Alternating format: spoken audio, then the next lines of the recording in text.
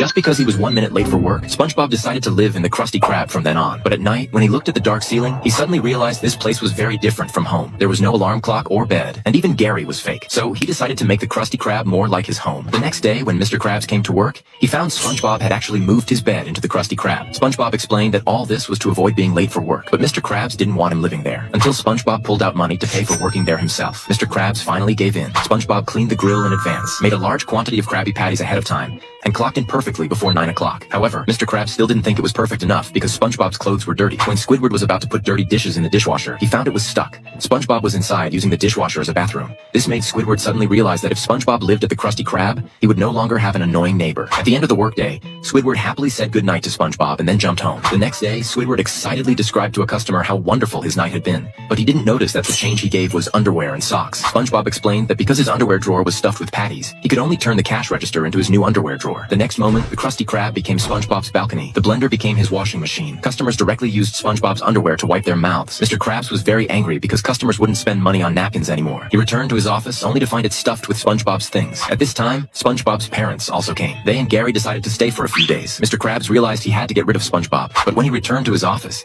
he actually saw SpongeBob's mother bathing.